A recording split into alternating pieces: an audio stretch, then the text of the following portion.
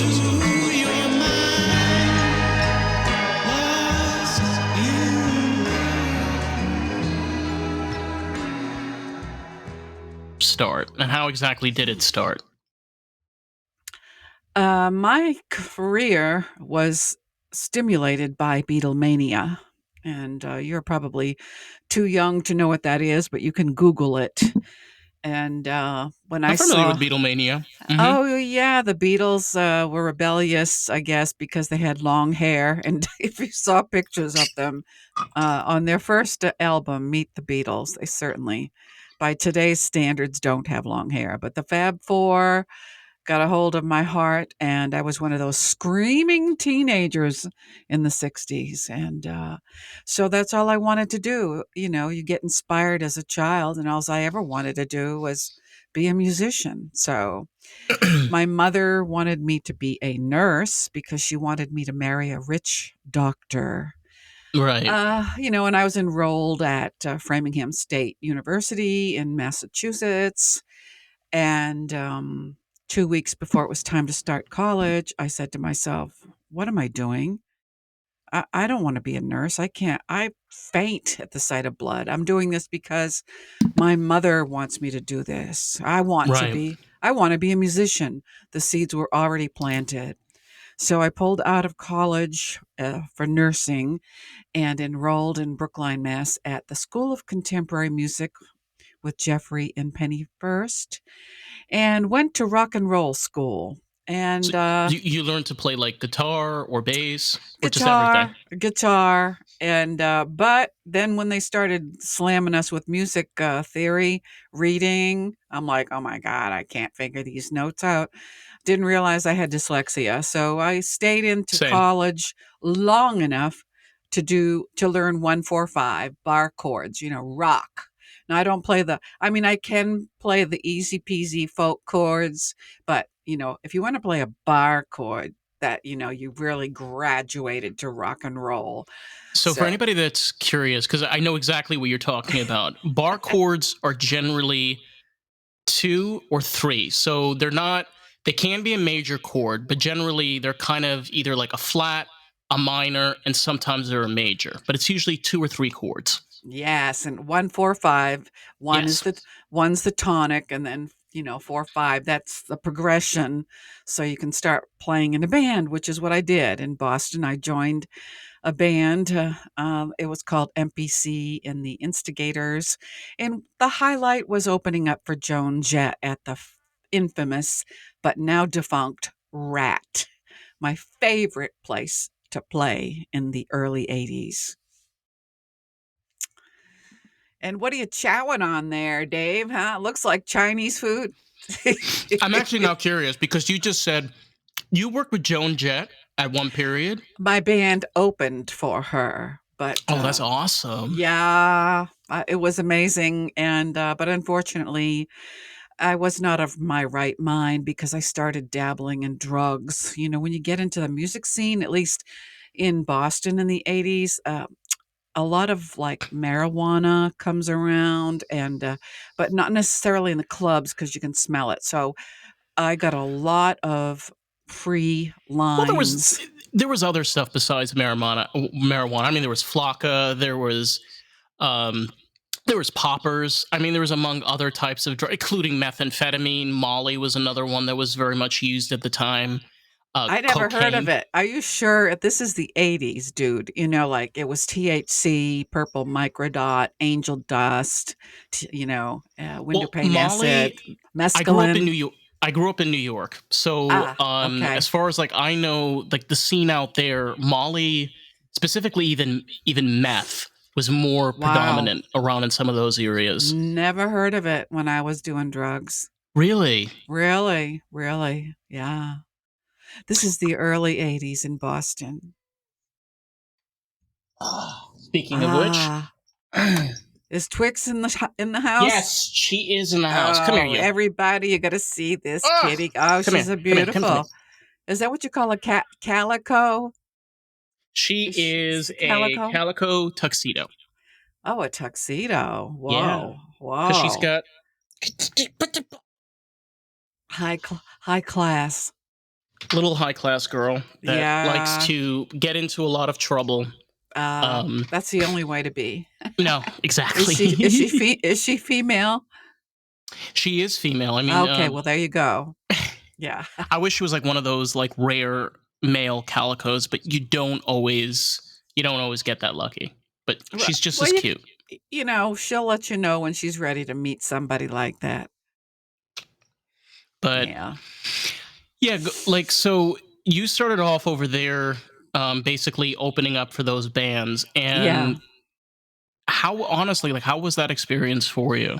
Oh, it was fantastic. I started dating the guitar player who interviewed me, a tall, handsome Greek man with raven black hair, and he had a really nice pad across from Berklee School of Music. And he just, we did our recording at Berkeley, and Oh wow. I really got to experience the high life. He was very good friends with a Boston DJ at the time, Mark Parento. And, they had a lot of parties. The cars were passing through the revolving door as I was going out to a gig. And we played at places like Bunratty's was another favorite place to play. The Mad Hatter, we played there. And we did the tour of New England. But like I said, we really got lost in the drugs. And eventually, well, even though we had one song on the radio, and you can still hear it on my CD 80s, Mm-hmm. it's called Boston Nights, and MPC, the tall Greek god, he wrote that song. But I wrote a song also called Dreamin', which you can also hear in that same CD. And we never got to finish that song because we broke up. But Mm, we got a call from a producer in New York at the time. mm-hmm. Hanuman Das was working with the band In Okay. Excess, and they wanted to record my song Dreamin'. And I'm like, OMG, this is it. So Michael gets off the phone because Hanuman's his friend, MPC. And we start fighting about, at this time we're married. We gave up the band life and moved to New Hampshire to live happily ever after. But anyway, so we started arguing about who was going to get credit for the song. And I said, I wrote it. He said, well, it's my friend. So because we were both so stubborn, the song never got recorded. And it was like that's my biggest mistake in my life is just having too much of me in there, feeling insecure about who I was, trying to stand my ground and say I wrote the song, so I want the credit for it. No, I should have just said, "Look, you can have the song if you want." But there's a there's a flip side to it Yeah, where if you look at, for example, like the career of somebody like Cass Elliot, which is also yeah, known as Mama Cass, yeah. she tried to be as open as she possibly could, express who she was as an individual. And I mean, it showed through with her music, but her Mm, life was cut short. And yeah. even with everything that she worked towards, saying, hey, don't focus on my body, focus on what I can offer. I'm creative, I'm Mm, talented, I'm funny, I'm a good singer. That even after her own death, it was completely flipped. Like everybody viewed her as Cass Elliot, the woman that was extremely heavyset. That's all she was, and that's all that she ever would be. And that's hard to take in because there are other people that are like that as well, where they work really, really hard. That's it. yeah, yeah, yeah. I mean, I remember her. I mean, her legacy was the singer that died eating a ham sandwich in bed. Even though that wasn't true, and they knew that it wasn't true. I didn't know it wasn't true. No, it wasn't Oh true. my It was a god, lie. I believe the She had lie. a coronary a pulmonary aneurysm, and Oh she had a heart attack while wow. she was sleeping. Well, Yeah. Dave, you're really cool. I have a question for you. One of the reasons why I accepted your interview request is that you have an expression on your podcast site that war is over if you want it. Hmm. And that is one of my favorite all-time Beatles, John Lennon. So, tell me what you think about that, and why did you post that on your podcast? So John Lennon was a very big inspiration for me. Mm, I grew up, like I've said this many times on this podcast, but I grew up in an Orthodox Jewish community, which in many sense was a cult in New York. And one of the influencers that kind of helped me through a lot of the pain that I had as a teenager was yeah. John Lennon. I would put um, some of his songs on repeat for hours on end. And the song, which is Give Peace a Chance, Yes. Yeah. honestly, like it seems very utopian. It may seem like very out of the box, but honestly, if you break it down, is war is over if you want it. Mm, And war can mean, doesn't necessarily mean like actual war, means internally what's going on inside of you. yes. The war inside of you is over only if you want it, and you're the only person that can get yourself out of it. Wow, that's pretty deep. That's Yeah, pretty that's what I take from it. I mean, Dave, I hadn't even thought of that concept myself, and I've gone through the internal war, having gone through trauma as a child in a different way, but taking years to get my act together with a lot of help. But if you want the help, then you can pursue healing. But if you don't want it, or you're afraid to face it, which is what Yeah. happened to me at the end of my marriage to MPC in '86. I had been going to counseling to try to save our marriage because nobody wants a divorce. But he just said, "Look, I don't need to go to counseling because I don't come from a broken home like you." So I went to counseling for a year, and every time the counselor would try to dig into my childhood, the wall would go up, and I said, "You don't need to know about my childhood. That has nothing to do with my marriage." Unfortunately, in hindsight, it had everything to do with my marriage, but I didn't want to go there. And I didn't even understand why I was blocking my childhood other than I was not ready to face it. It's So a cope. getting It's very much a coping mechanism that we all y- do. yeah, yeah. So unfortunately, because of my own the fear of not wanting to face my childhood at that time, I've since have, but the marriage went down the tubes. It was really sad. So, yeah.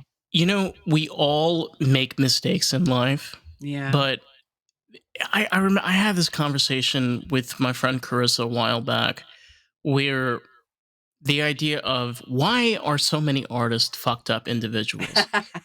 And I'm being straight up, like down the road. If Yes. you look at artistic people, we're all in many ways fucked up, and there are a variety of reasons for it. But I think it is very much the way where we see the world in a different aperture, Mhm. a different clarity, almost in a different color or an array. And you sometimes have to go through something really hard to be like, oh wow, I really see the world a very different way. Yeah, You I've know? always seen the world in a very different way. Yep, and, to the point of being a misfit and, being misunderstood. The song that always plays in my head anytime I try to find my tribe, I think, "Oh, these are gonna be the people," "These are gonna be the people that understand my music because my music is about what I'm going through in life. That's why I'm releasing singles, what's going on in my life. And then I get disappointed because they don't get me. And I end up playing that song in my head by the Animals. Oh Lord, please don't let me be misunderstood. And I'm like, how come you don't get me? And what ends up happening is I end up getting bullied. The bullying started in high school, being bullied. Um, the only time I really got along with people was in the early '80s when I was a musician in a band. I was with like kind, but when I got to the point where I was taking too many drugs and then almost died from an overdose, I had to change my friends because I had a revelation of who God is in my life spiritually for the first time. I was brought up Catholic, so we just went through the motions. But and Yeah. we didn't miss church because we were afraid of going to hell if we missed mass. So that's what the one of the rules was. But when I stopped doing drugs, I had to change my friends because they wanted to party and I didn't want to be around it. So I've been looking for my tribe ever since. And the thing that's the challenge now for me as a musician and a singer-songwriter and an author is that I guess I have a young heart and I'm a baby boomer. And people my age, they want to pull out the pictures of their grandkids or talk about their prescriptions. And I'm like, oh my God, I'm just not there. I'm not there. And so the younger kids, I call them kids like in their 40s or 30s or 20s, they don't accept me because it's called ageism, too old. So I'm like, I've been a misfit as an artist all my life. Yeah, it's strange because like my mom is also a baby boomer. She's Uh-huh. 65. She was born in Yeah. 59. Okay. And she's very much like a baby boomer, but in many Mm-hmm. ways like she has her own personality and own character Mm-hmm. where my mom likes to feel young. She likes Yeah. to she likes to do things like my mom loves Disney. Okay. She will just love to just go out and just like look for something interesting or fascinating in an outfit, you know, not just another Mm-hmm. sweater or cardigan or beige pair of shoes. Mm-hmm. Yeah. And I kind of feel very inspired by that because here is somebody that is not trying to stay 22 or 9. Right. Right. Right. She's just being her own. Yeah, it's the child within. Once you go through the healing, like, war is over if you want it. It Yeah. means you have to nurture the child within yourself. Each one of us has a child within. If you buy into that psychology, I do tremendously. If you let yourself walk around wounded, you can tell people that are wounded because they talk about their past all the time, and everything is terrible and everything's awful and they complain. And I'm like, okay, yeah, you have some aches and pains, but you're not the only one. Just do something about it. Get over it. Go to a doctor, but stop using my ears as trash cans. And but anyway, I just think that once you go through healing, and we're being healed every day. Tselem Elohim, we're healed from glory to glory. You Yeah. know, and you want to migrate toward a higher self, which now, of course, I'm talking about the soul in each one of us are sparks from God, if you believe that. But you can't take the baggage with you. You have to want the war inside to be over. And it requires exploration. And the problem with most people that I've met is they get stuck in the process. They don't want to grow. They want to be like they were in the 20s and they walk around stunted because that's that's not growth if you're stuck in who you were. And a You lot have of to, them are very angry, yeah, tremendously. tremendously angry. And a lot of times they're angry at themselves because they didn't have the courage to face the truth or to reach higher. But Sly and the Family Stone had this song, I want to take you higher, Mm-hmm. and or Stevie Winwood had sung about the higher, something like that. I want to be higher and it's possible without drugs. And you have to start studying things like the 10 Sefirot and mystical Judaism, which is where I'm at. So it brings life, it brings youth. So I don't do the Disney trip. I don't have kids, but I do the God trip. And it's available for anybody that wants it, but it takes work Mm-hmm. and you have to want it, you know. There's the information is hard to find, but let's face it. God said, "Seek me with all of your heart, mind, soul, and spirit." You know, He's there. And I don't know what your thing is, but that's my thing. So I mean, I that's think what keeps me young. Young. I think the idea of having a family and that is your pursuit of happiness, that's great and that works for a Yeah. lot of people. Yeah. However, there are people that can live lives that don't necessarily raise their own family, but as they get older, they have people around them, a support group, friends, people that they can connect with, people that they may have known for many, many, many years. Mm, It's all about the people that you surround yourself with, because the same thing yes. applies with marriage and relationships too. It's Right. who are you surrounding yourself with? Are you surrounding yourself with people that will give you kindness, will show you compassion, will open up and be able to communicate? Mm, And sometimes it's not the case. yeah. So you either can stay comfortable or you can run away from your problems. Yeah, I know that is true. In my case, if I come into a new tribe, which I'm experiencing now, a new group of friends, because I don't have family. My family threw me out when I tried to, when I was going through counseling for childhood trauma. My stepfather had molested me when I was 13, and I buried it. I'm And I'm sorry. like, well, hey, that's life, right? We got to get over it. So, but the thing is, I had like somehow suppressed it because my mother at the time said, if it wasn't for your stepfather, you'd be in a foster home. So I stuffed it, and as a 13-year-old, and it didn't come out until like 2 decades later when I had a car accident and it jarred my memory and I started having flashbacks of when I was 13 with all the feelings and stuff.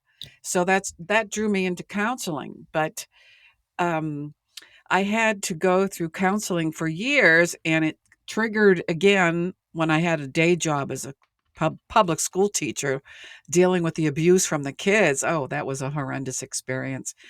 But anyway, what was I saying? I Fun had a times. No, fun times. we were talking about making connections with people and not Oh yeah, necessarily. okay.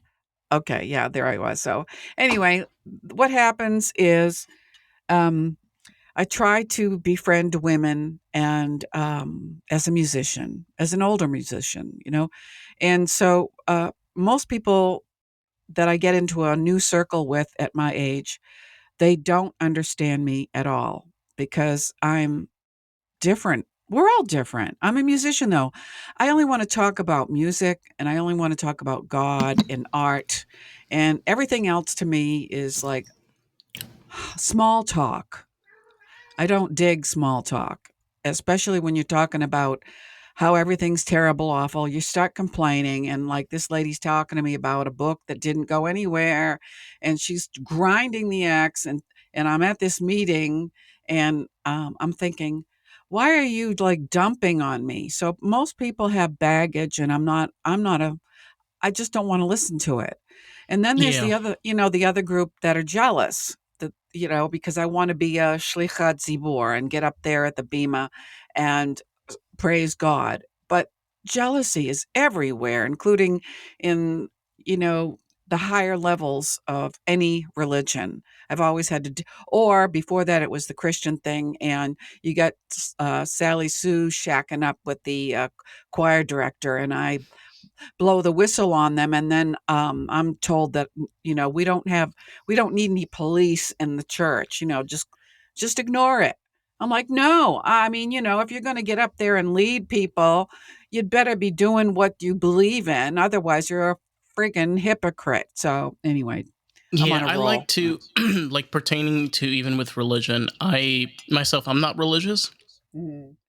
but I do consider myself to be agnostic, Okay. and I do I like to play around with the idea of not necessarily a god, but more of the universe.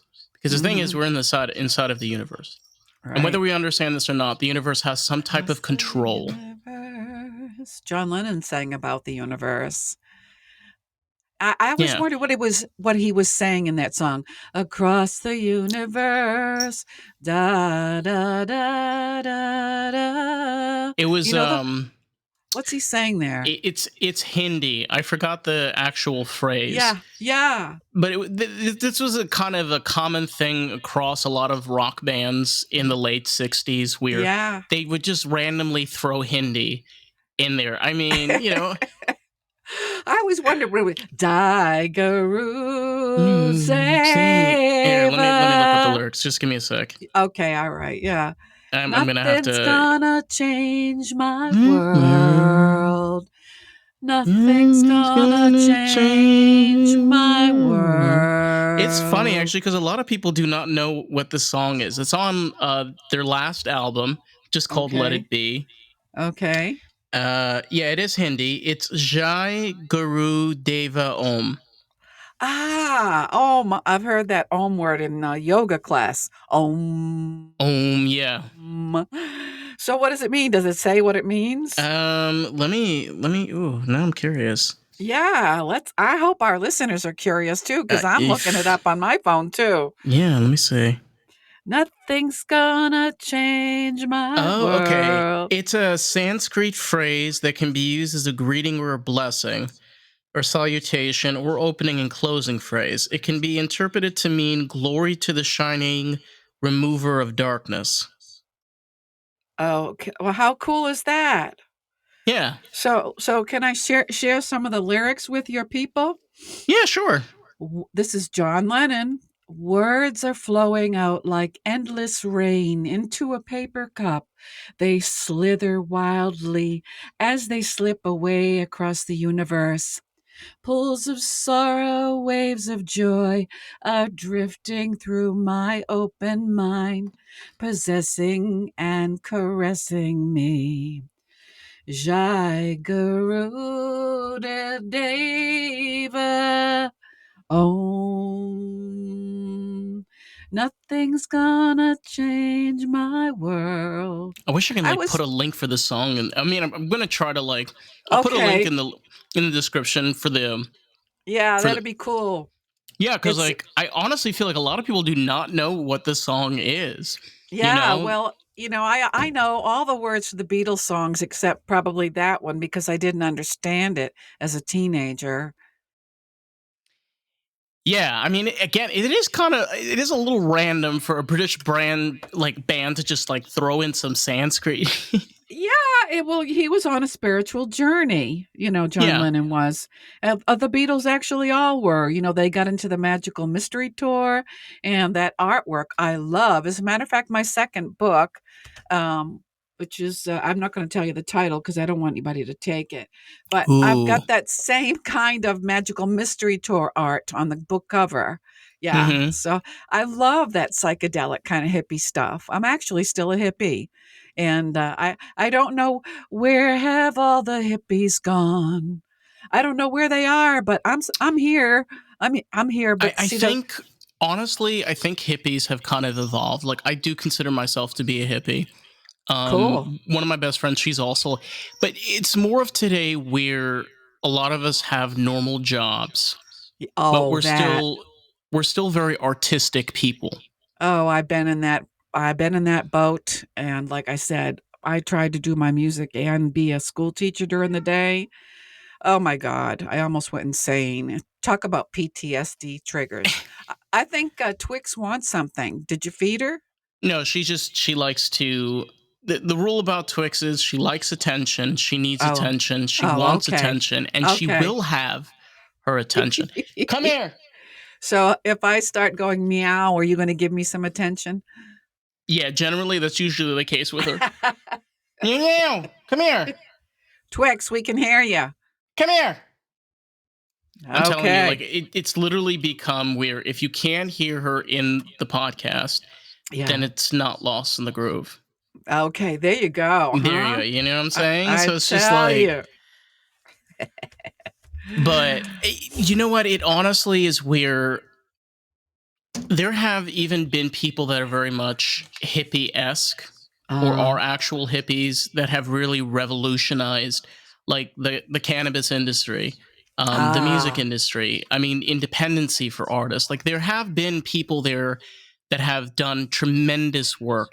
The thing is now where it's more of a focus of we need to survive. We're Yeah. going to survive, but we're going to Ah, expose and show the world what we're capable of. wait. Now, are you talking about humankind, or No, are I'm you talking about talking about specifically people artists? with. No, I'm talking about people with specifically within a hippie attitude towards Oh, the life. hippie. Ah, yes, yes, yes. Well, the thing is it possible to be hippie without doing drugs?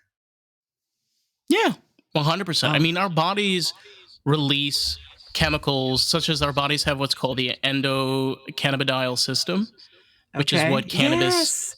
interacts with. Ah, Our yes, yes. brains produce psilocybin and also Oh, dimethyltryptamine, among other ah, chemicals. So, believe it or not, you can get kind of the same feelings of getting high if you yes. do a run. So, if you do like a mile run, and belie- Maybe for you, Dave, but for me, I'd be hobbling back to the no, couch. but they had researchers do this because they basically scanned the brain to see Yeah. which systems were interactive and Oh, active, yeah. Yeah. and that was one of the systems that became active after the Yeah. person did that run. Well, let me just say that you can have that same feeling with yoga. Yeah, a And you hundred don't, percent.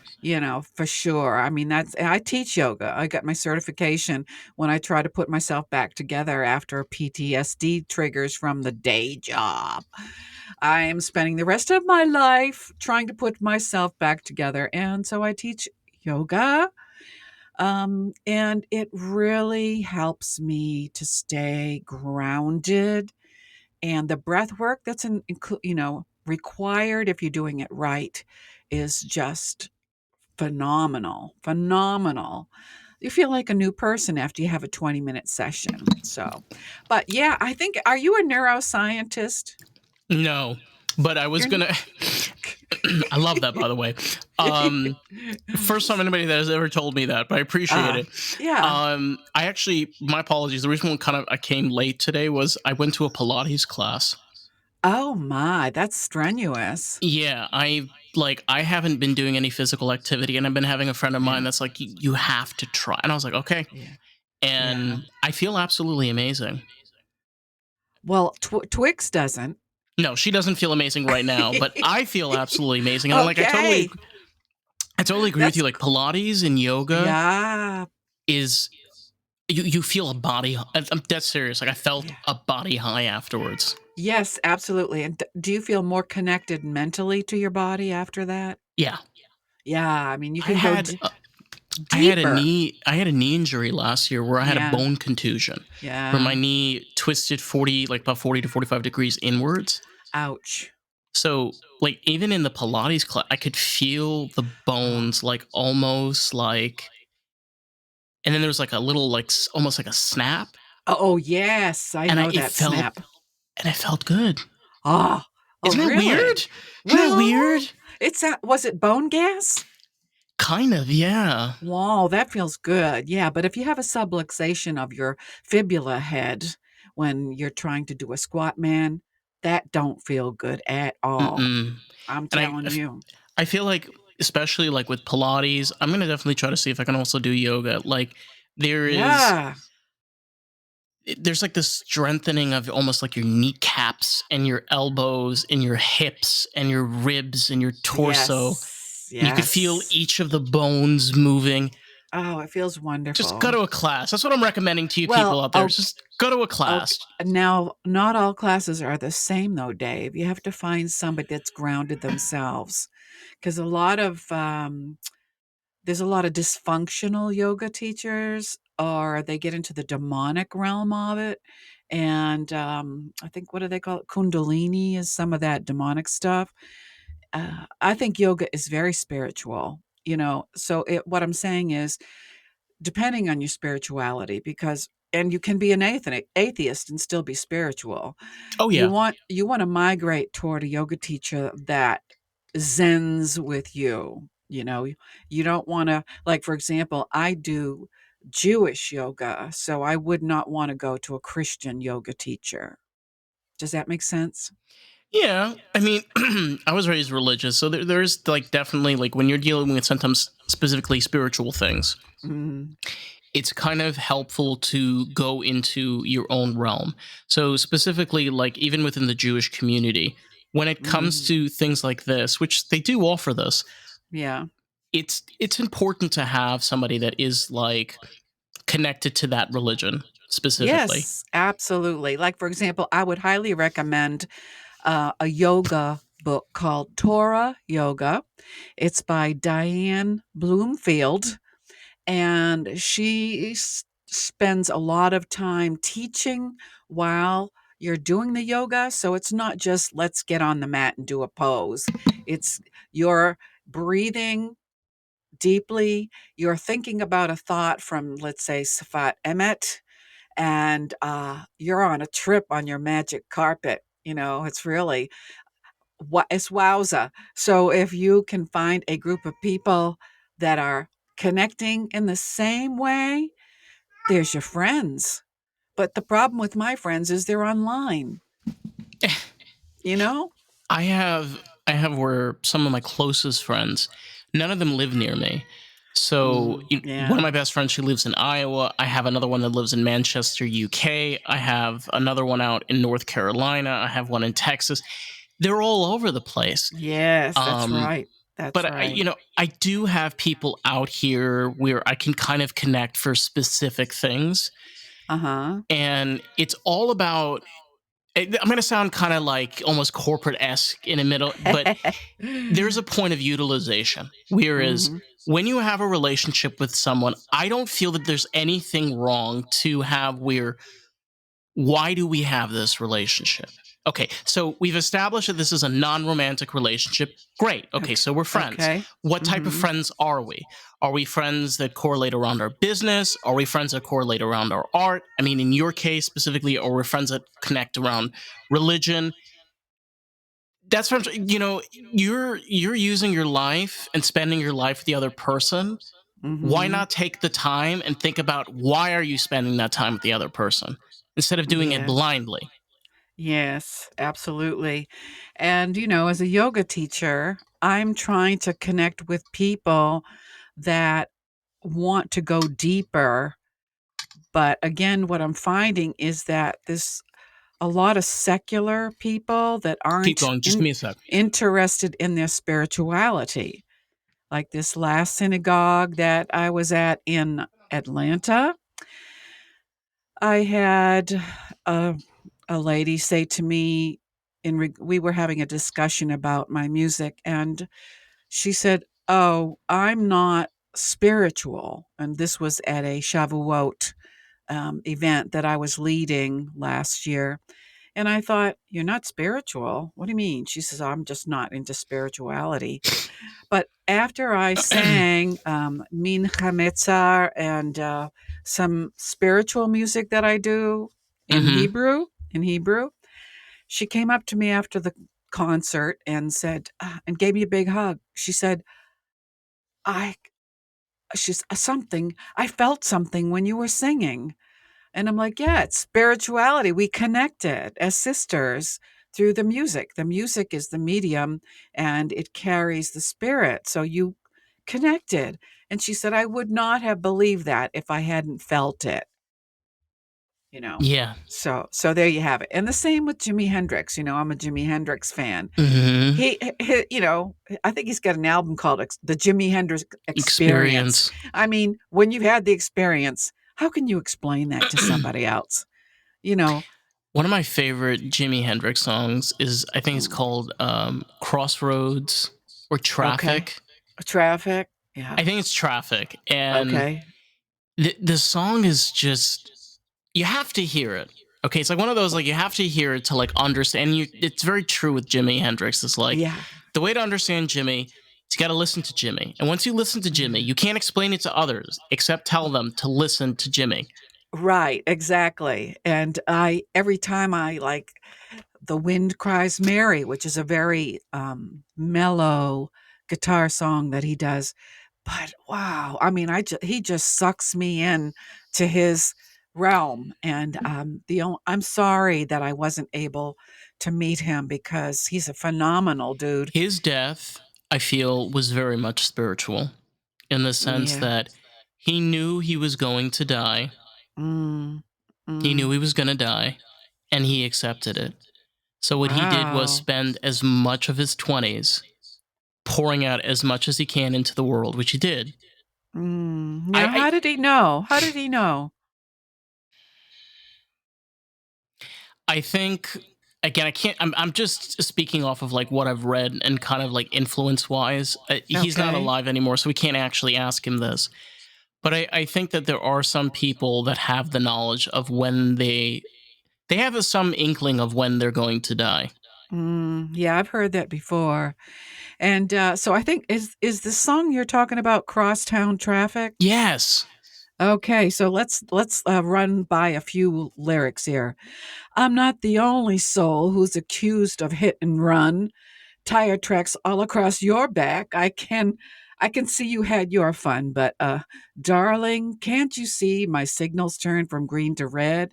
And with you, I can see a traffic jam straight up ahead. I'm like, "Oh man, that is so I mean, the cool." lyrics in it itself are is just Oh, he's just phenomenal. So let me get back to this thing I was talking to you yeah. about being a neuroscientist because you were jarring the surface of my mind because I had been exploring the world of cannabis for my coffee, you know, and I found this coffee like like it's hard to find coffee with cannabis in it, and the one that I'm using right now is called Pinnacle Hemp. Hmm. So, um, it's got 480 milligrams of CBD ground coffee. And so you were going into the details of the benefits of cannabis and that it is actually a component within our bodies chemically.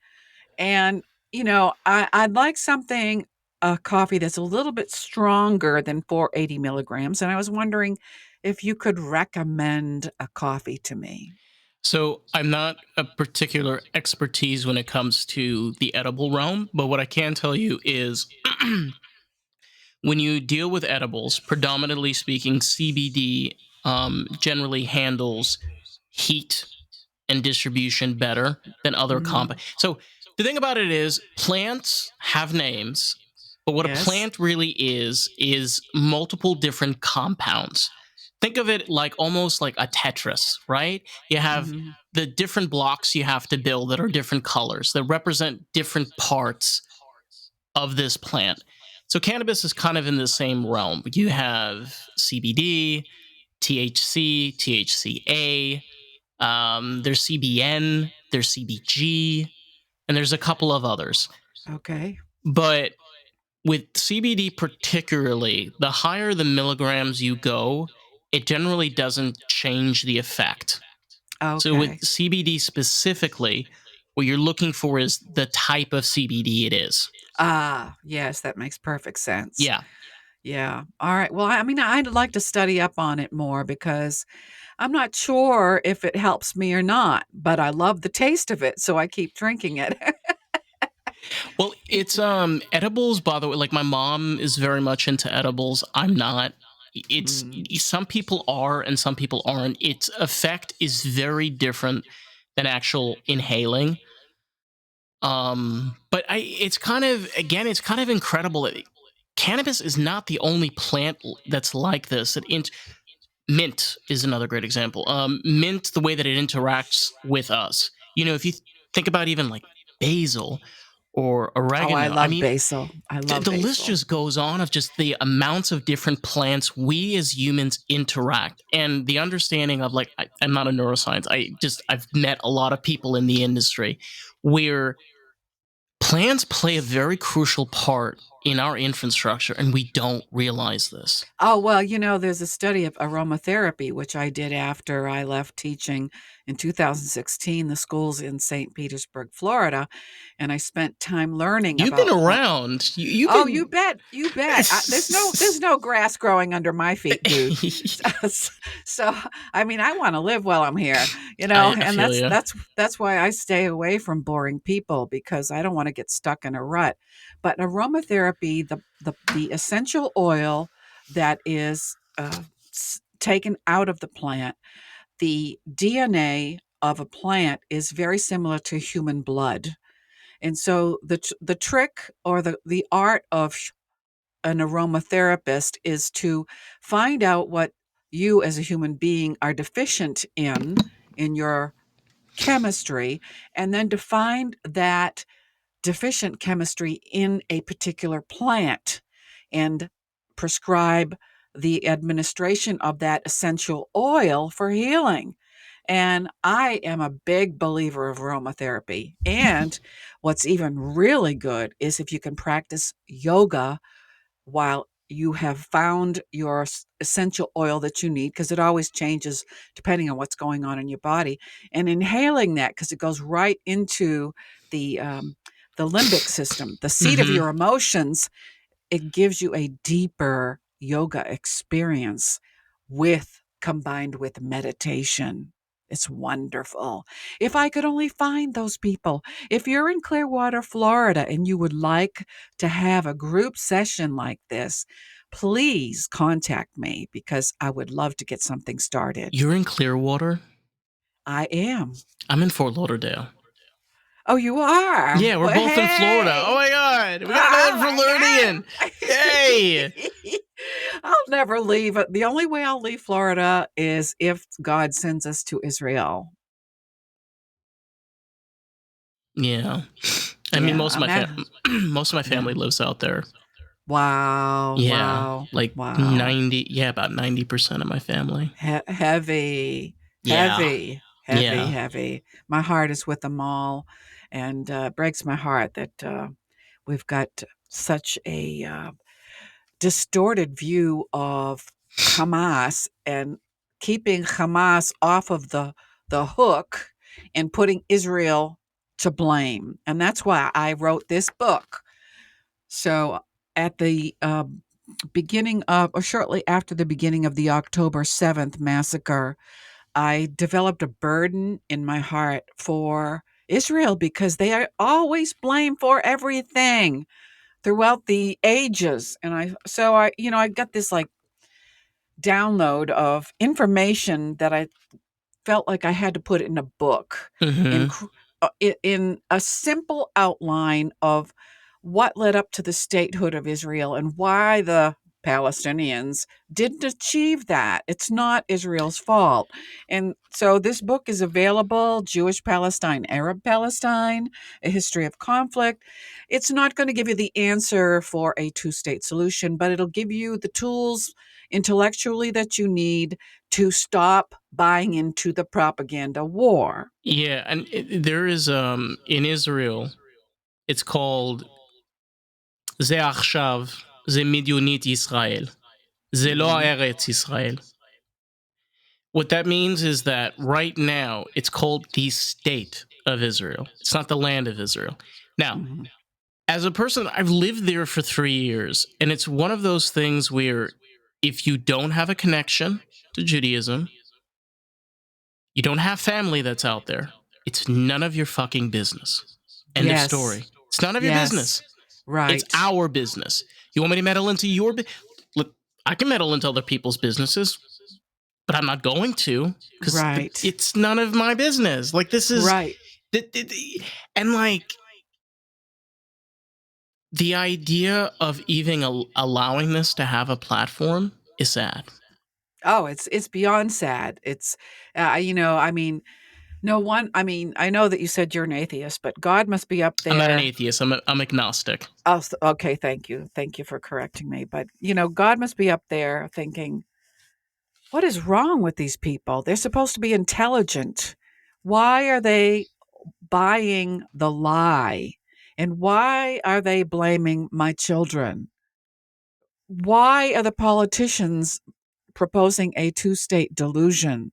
It has never worked. You're trying to make Israel give up land. Okay, so I hear you. You say the land is not theirs to give. Okay. All right. So, but we can meet 50-50 maybe, but you can't reason with these kind of But people. And they want to kill the Jews. the people of Israel have always lived with other nations throughout its Mm. history. And the thing Yes. about, if I urge anybody that can go and do birthright, if you're if you have any kind of Jewish heritage, just try to see if you can go ahead and get that done. It's really not hard to do. I think it's birthright.org. Okay. They'll take you on a tour to the Western Wall. And the thing that you'll learn is that Jerusalem, ancient Jerusalem, was a city that people would travel thousands of miles because it was the only place at that time that allowed freedom of religion. I saw with my very own eyes remnants of old temples that had nothing to do with Judaism, that were outside of the Holy Mount. So what that means is that there was a period where we as Jews, as a collective, viewed our land as a place to celebrate for everyone. Mm-hmm. Mm-hmm. That in and itself it kind of shows where no one's taking land from anybody. Right. All the people, all Jewish people, all people that have history to that land want to do, just like many other nations within the Middle East, such as Saudi Arabia, such as United Arab Emirates, Qatar, and the list can go on, such as you have Lebanon, Egypt, Jordan.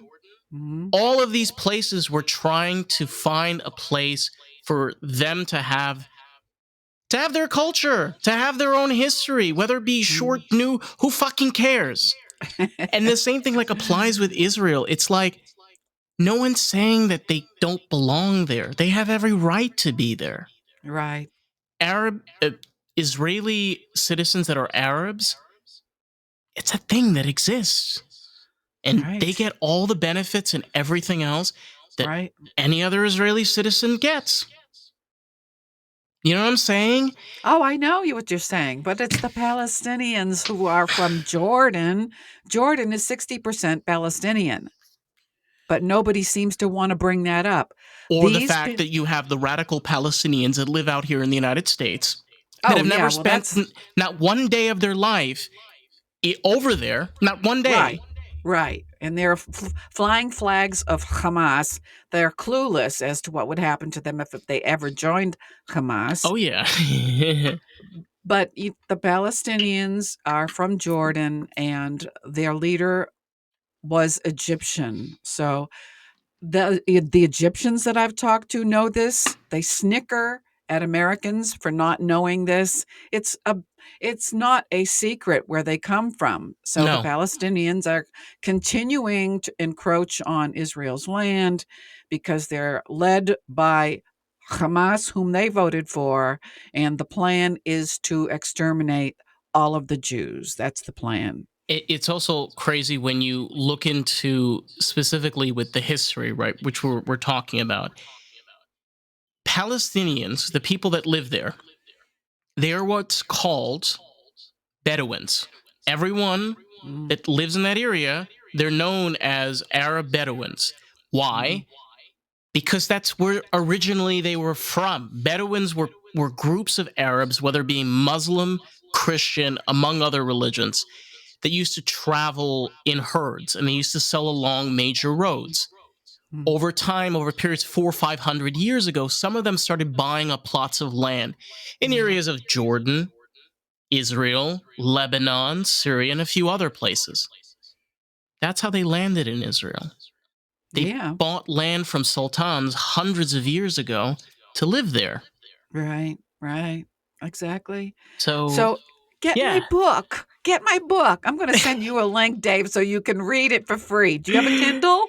I have Amazon, yes. Okay, so I'll send you a free Kindle view so you can check it out if you want. Oh, awesome. Thank you. Yeah. So anyway, I smell the matzo balls cooking, and my husband wants his lunch in 20 minutes, just to let you know. Okay. Well, I mean, we're almost finished in a couple of minutes. Okay. Yeah. These honestly, talking about situations like this is kind of hard and difficult because people are going to have their views regardless of what we're saying. But we both know the history, and I quite well know that a lot of other people know the history as well. And I think that's honestly all that matters. Well, the thing is that if they did know the history, they're getting confused by the propaganda, and that's the way propaganda works. And if enough people say propaganda lies, after a while, the truth gets buried. And this is not the first time it's happened. We know this happened with Hitler. And the Jews are the ones that suffered. But it wasn't only the Jews that were exterminated during the Holocaust. It was like, what? The gay people, which I don't understand why LGBT people are like pro Palestinian, because Hamas would exterminate them if they ever joined forces Well, I'm with one of that those leadership. LGT, whatever you want to call it, Right, that does right, not right. support Hamas. Well, there you Uh, go. That's because you have a neuroscience mind. You I guess are so. Yeah. yeah, you have to study. See, it's easy to believe what somebody like, oh, really? That's what happened? Like I thought that Cass Elliot died on a ham sandwich. I didn't explore it for myself. I just believe what everybody else said. That's propaganda. Yeah. You just believe it because it sounds credible. But that's the thing. She was A such a lie. wonderful woman. Oh, she was. But the So the wonderful. lie is just a little bit of truth and sprinkled in there to make it believable, but it's totally bogus. So you got to do the work, people. You don't have to be mad at me. You can just get my book. I know I'm taking advantage of you, but No, you're just not. Look, get this is it. this Okay. is your time to talk about whatever you want to talk about. I'm here to Just listen. get the book, Jewish Palestine, Arab Palestine, A History of Conflict. And if you want an audible version, you can go to my YouTube channel Ooh. at Jewish Rock Music and look for the shorts video that has a link posted there every day for the next 100 days.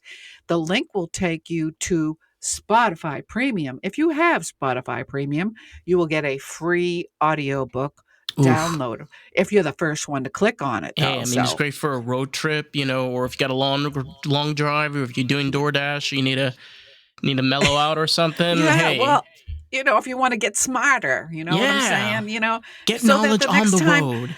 that's it. And the next time you're in this conversation about the Israeli Palestinian war, you can interject with, oh, really? Well, I know for a fact, according to the historical documents that were found in the UK archives, you'll start blowing people's minds. They'll be going, huh? Like I Yeah, I was do that a when you lot, started talking to especially. me about cannabis. I'm like, huh? Yeah, it's all about honestly learning, Yes, learning from yes. others. I want to share this last story, which I think Okay. is important. When I lived in Israel, I worked in an Italian cafe, and I worked with this guy. His name was Youssef, and his family was from a village outside of Ramallah, in the West Bank. Mm. And his mother got very sick from cancer, Oh. and they didn't have facilities capable of taking care of her in the West Bank. Mhm, He reached out to, I think it's Mahane Yehuda, the mhm, um the ambulance service that was there. mhm, They sent an ambulance into the West Bank. They picked her up. They brought her to an Israeli hospital. They covered all mhm. of the expenses and kept her alive for Wow. 6 years. Oh my goodness And I gracious. remember him But you turning to me mm, and he said, my own people couldn't save my own mother. yeah. Yeah. So what else can you say about that? That's the truth. That is the truth. I That heard it is from the his own truth. mouth. Yeah. And if anybody's listening and they speak English and don't know what kind of news to believe, because we know most of it is hogwash, Mm-hmm. Mm-hmm. perversion, lies, but you can go to I-24 News and look it up on Dr. Google, the letter I-24 News, and that's the closest thing you're going to find to the truth about what's really going on in Israel. So I encourage you to get educated. Education is important. It's everything. Knowledge Mm-hmm. is power. I mean, money is Yes. power too. Yeah. Yes. If I had money throughout the course of my life, I would already be a full-time musician. But I've had to struggle through with the day job that drained me, still do the music at night. And, like, I don't know how many people know indie artists rely on you to share, subscribe and all that. My family doesn't even do that, which is such a heartbreaker. It takes like 5,000 streams of one of my songs on Spotify to pay me enough to buy a t-shirt. So, like I've got 54 followers on Spotify. I'd be walking around nude right now, if that, but thank God I have a husband. Hey, Yeah. listen, you got to keep the hustle real, and sometimes Oh, you got to do what you got to do. Plain and well, simple. I'm doing the dude. I'm Yeah. doing the dude. I'm Oh doing it. man. Yeah, I'm talking to you. So tell me, like, one more thing. Is your last name really Lennon? No. Ah, okay, all right, but I still like it. I Yeah, I do I that. figured I'd like you. Yeah. I took the last name from John Lennon because Of course. my real name is David, but I go by Dave. But it's like Okay. I'm kind of one of those, like, I'm putting myself out on, like, people probably can search up and find who I really am, but Uh, generally for this, like, yeah, that's the that's who you last are name I'm right going with. now. That's okay. And if you are honest with yourself, then like I used to have pseudo names when I was in these different bands. I mean, I was called Delilah under my Ooh, maiden name, but then I would go to play in churches and they'd say, "Oh, Delilah, huh? How's Samson doing?" And I'm thinking, huh? "What? Well, Oh, right. will you grow up? You're calling me a sleaze, when you want me to." And then for a while I wore tickle when I was going into churches to sing. And the pastor says to me, "Oh, I'm sorry. You have cancer?" I'm like, "Huh?" I'm wearing a head covering. You freaking idiot. I can't believe, So people ignorant. have another joint, really. So Yeah. ignorant. Don't Uh, bogart that joint. get it done quick. Yeah, really. Yeah. Oh well. Okay. Question for you. Yeah. What are your social links, Deborah? Do you have any, like, I know you mentioned you had some links for your books. Yeah. Yeah. I got two that will get you to most places. Okay, So, cool. the challenge is, of course, spelling my name right, because 99% of the people get the spelling wrong and then they can't find me. So I'll Right. spell it DebraCohenMusic.com. That's Debra, not Deborah. It's Debra Cohen, Cohen, music.com. And then if you want to know more about my books, you go to DebraCohenBooks.org. Really simple and easy peasy. Yes. Just, So write it down. yeah. Just remember, And it's not Deborah or yes, it's Deborah. not. It's Yeah, Deborah. yeah. And if you really want the book and you don't have any money, I totally get it, because I'm barely squeaking by on Social Security. You can go to my DebraCohenMusic.com site and click on the link that says book on Amazon, and then that'll take you to a landing page. Sign up for my newsletter, and you will get a PDF download of my book as a way of thanking you for signing up for my newsletter. Awesome. Hey, it's a win-win, you know? Absolutely, Absolutely. Dave. And it takes you All less than right. a minute to do. Yes, that's right. Share it, talk about it, give it to somebody else. If you don't like it, don't throw it away. Give the Mm-mm. PDF to somebody else. Right. Yeah. Okay, Dave. Listen, it's honestly been a pleasure and a privilege to have you on. Yes. Ditto. Yeah. And if anybody out there wants to check out the podcast, you can find us on Facebook, Instagram, TikTok, and YouTube at Lost in the Groove Pod. And of course, you can check out our Lost in the Groove segment, American Groove with Carissa Andrews, available every single week. All right, this has been fun. This has been real. We're going to get the hell out of here. We love y'all. We love you. Bye. Ah! Bye.